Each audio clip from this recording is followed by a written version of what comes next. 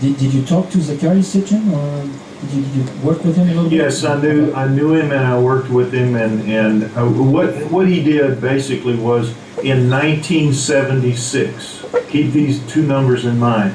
In 1976, he published The 12th Planet. His first book. En 76, Zecharia Sitchin a publié en 1976 la 12e planète, The 12th Planet, right? Right, okay. The 12th Planet, 1976. In that book, he wrote that the Sumerians wrote, in his opinion and the way he interpreted it, they wrote that humans were genetically engineered around 200,000 years ago. In 1976, that was considered absurd by everyone because everyone believed that humans evolved from a common ancestor with apes between 5 million years ago and 8 million years ago. So Sitchin was completely ridiculed because everyone knew, they didn't just think, they knew that humans evolved from a common ancestor between 5 million years and 8 million years ago. So the idea that we were genetically engineered 200,000 years ago in 1976 was just considered absolutely absurd beyond imagining.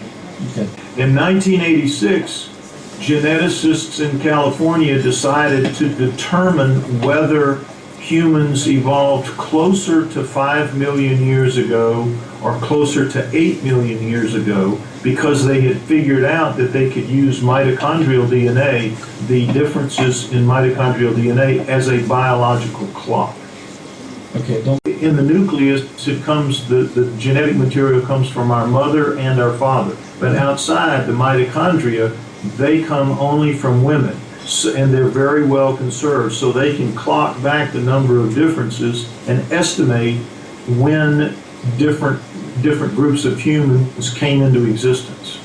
If you track you only track the mother's DNA, is that what you said? Yeah, you only track the mitochondrial DNA. As we sit here today, all of us, we have our mother's mitochondrial DNA, our grandmother's mitochondrial DNA, our great-grandmother, but all on our mother on the female line. It only comes down from women because an egg is big enough to carry the mitochondrial DNA. A sperm is only 23 chromosomes with a tail attached.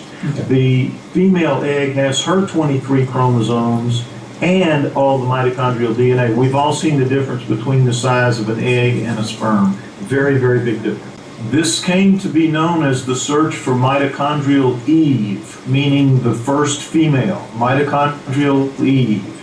And what they found was that it wasn't 5 million years and it wasn't 8 million years. It really was only about 200,000 years, exactly what Sitchin had written 10 years earlier.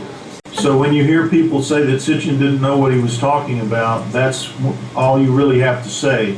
He knew what he was talking about, at least to that extent, because our mitochondrial DNA does go back only 200,000 years, and if you're objective about it, the genome of a human being clearly shows genetic engineering, the marks of genetic engineering. The results of what you stated about the 200,000 year genome origin, or the dating of the origins of human DNA, according to Sitchin. What's been the reaction of the mainstream community? I mean, in the scientific community at the time in 1986. At first, back in 1986, 87, 88, 89, there was a huge battle between the geneticists and the anthropologists and the archaeologists, and who were convinced, the archaeologists and the anthropologists were convinced that the 5 million year to 8 million year date was correct and that the geneticists had to be wrong. But the geneticists kept doing these experiments over and over again, and they kept coming up with the same result of around 200,000 years.